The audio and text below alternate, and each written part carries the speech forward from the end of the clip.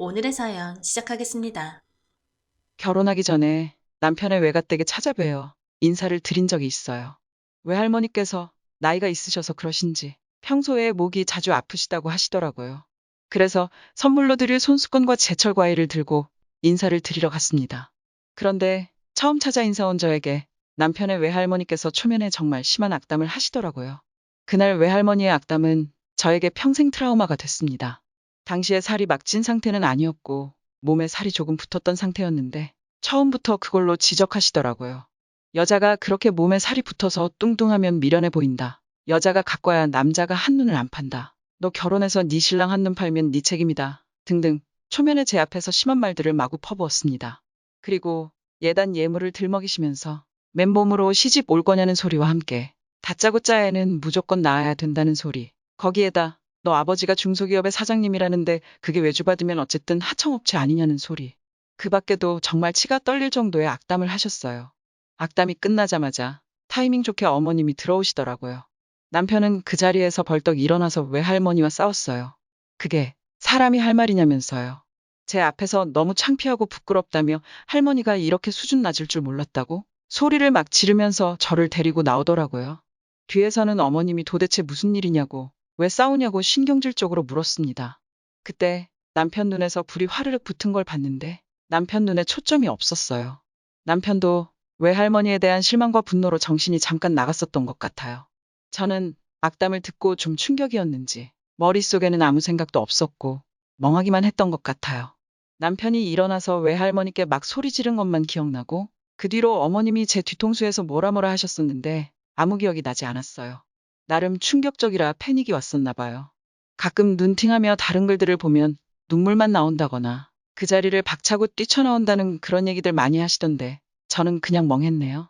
이게 무슨 상황인지 아무 생각조차 들지도 않고 손과 발은 차갑게 식어만 가고 그러다 어느 순간 정신이 번뜩 들었는데 글쎄 남편이 상가 쪽 도로에서 저에게 무릎을 꿇고 있더라고요. 가족과 연을 끊겠다. 내 가족이지만 저런 말들을 할 줄 정말 몰랐다. 너무 미안하다. 나는 정말 너 없으면 안 된다. 이렇게 헤어지면 여기 육교에서 뛰어내릴 만큼 너에게 간절하다. 외할머니 무릎 꿇게 해서라도 너에게 사과하게끔 하겠다.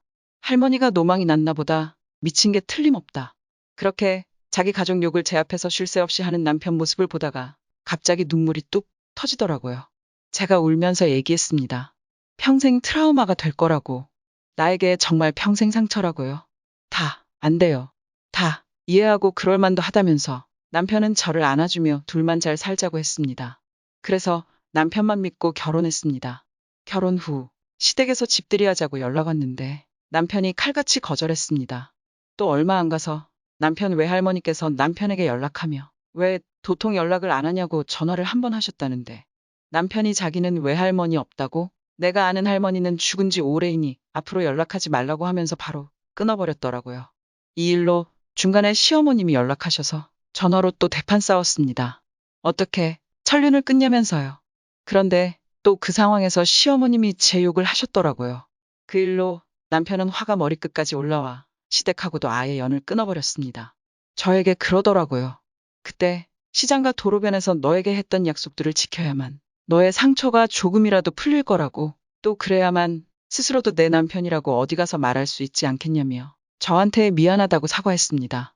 제 트라우마를 어떻게든 건드리지 않고 지켜주려고 노력하는 남편이 저에겐 그저 든든해 보였고 이렇게 내 편을 들어주는 사람을 닮은 아이를 낳아 키우고 싶었습니다. 임신을 시도한 지 4개월쯤에 자연임신으로 딸아이를 임신하게 되었고 이번에 출산했습니다. 그런데 아기 얼굴이 저에게 평생 상처를 준 외할머니 판박이인 거예요. 눈도 코도 저랑 남편을 닮지 않고 외할머니를 정말 똑같이 닮았어요. 아이 낳고 후처리한다고 끙끙 앓고 있을 때 남편이 아기를 받고 미묘한 표정을 지으면서 저를 쳐다봤었는데 그 당시에는 딸이라서 별론가. 혹시 아들을 원했는데 실망했나 싶었지 외할머니를 닮아서 그랬을 거라고는 생각도 못했습니다. 이번 실로 옮기고 조금 지나 아기 얼굴을 보여주는데 저는 경악하고 말았습니다. 그냥 남편의 외할머니가 들어오는 듯 했어요.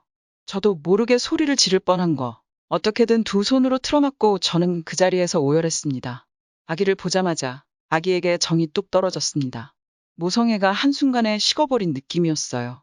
이 아이를 키울 자신이 없다는 말만 머릿속에서 뱅뱅 돌았고 그 순간 남편이 너무 미워졌어요. 아기는 그대로 신생아실로 보내달라고 요청했고 저는 그냥 그 자리에서 울기만 했습니다. 그래도 우리 아이인데 한번 안아보라는 남편의 권유에도 저는 아이를 안지 않았습니다. 울음소리도 듣기 싫었습니다. 10달 뱃속에서 품으며 좋은 거, 예쁜 거, 할 수 있는 대로 다 하며 태교도 하고 즐겁게 보냈는데 그 시간들이 모두 부정당하는 기분이었어요. 그냥 제 아이가 아닌 것 같았습니다. 조리원 퇴소하면서도 아이를 안으라고 주는데 제가 싫다고 해서 남편이 황급히 아이를 받아 안았습니다. 아이를 혼자 24시간 밀착해야 하는 것도 힘든데 얼굴이 너무 외할머니 판박이라 보기도 싫었습니다. 그래도 나는 엄마잖아. 아이는 무슨 죄야 하면서 웃고 또 울프면서 키우고 있는데요. 저 정말 못 키우겠어요. 아이 얼굴만 보면 그때 들었던 악담이 생각납니다. 그 당시 저에게 악담을 퍼부으면서 바라본 눈빛, 그 입술 모양과 제스처까지 모두 생각나요. 등줄기에서 차가운 게 무언가 올라갔다 내려가면서 손바닥에 땀이 나고 미치겠어요. 남편에게 울면서 정말 너무 힘들다고 무슨 치료라도 받아야 하는 거 아니냐고 울부짖었습니다. 남편은 그래도 우리 아이인데 하면서 같이 울기 바쁘네요. 저 너무 이기적인 것 같아요. 그런데 닮아도 너무 닮았어요. 그래서 아이 얼굴 보기가 힘듭니다. 아이를 안고 재우고 젖 먹이면서 모성애가 하루하루 늘어난다는데 저는 반대입니다. 저에게 악담 퍼붓는 그 외할머니 입에다가 젖 먹이는 것 같고 등을 다독여주는 것 같아서 속이 울렁거리고 다 때려치우고 싶은 마음만 굴뚝입니다. 제가 미쳐가고 있는 것 같아요. 저 어떻게 해야 할까요? 도와주세요. 제발요. 댓글 1. 저희 새언니 동생들이 조카가 너무 형부를 닮아 뽀뽀를 못 해주겠다고 하더라고요. 형부한테 해주는 것 같아서요. 상담 받아보세요. 님의 소중한 아이가 이상한 사람 때문에 불행해지면 안 되잖아요. 댓글 2. 신생아는 그 애가 그 애 같고 다 비슷하게 생겼어요. 애들 크면서 얼굴 수십 번 바뀌니깐 너무 걱정 말아요. 댓글 3. 지금 우리도 거울 보면 신생아 때 얼굴 거의 없지 않아요? 눈, 코, 입이 똑같다고 하더라도 크면서 바뀔 거예요. 정신 차려요. 애는 무슨 죄입니까? 댓글 4. 저희 큰애는 처음 태어났을 때 친탁했다고 했는데 커서 보니 발 모양까지 온통 외탁입니다. 댓글 5. 저는 님 이야기가 이해가 돼요. 신생아 얼굴 비슷하다지만 누구 판박이네 이런 거 있거든요. 저는 어릴 때 저를 때리고 괴롭힌 친오빠가 있었는데 제 딸이 신생아실에서 눈 뜬 거 보고 진짜 가슴이 철렁했었어요. 친오빠 눈이랑 너무 똑같아서요. 남편이 먼저 알아보고는 형님 눈이랑 닮았다며 얘기하더라고요. 하지만 소중한 내 새끼라 금지용렵으로 키우고 있습니다. 댓글 6. 결혼 안 한 제가 봐도 조카 얼굴이 볼 때마다 바뀌어요. 그리고 어릴 때는 언니를 닮았나 했던 조카가 점점 이모인 저를 닮아가더니 또 시간이 지나니까 아무도 안 닮게 되더라고요. 지금은 저게 누굴 닮았나 하는 지경이 되었네요. 댓글 7. 크면서 얼굴 바뀌니 미리 걱정하지 마시고 많이 사랑해주세요. 나중에 얼굴 바뀌어서 너무 사랑스러워졌는데 그때 가서 어렸을 때 더 사랑해줄 걸 후회하지 마시고요. 화이팅!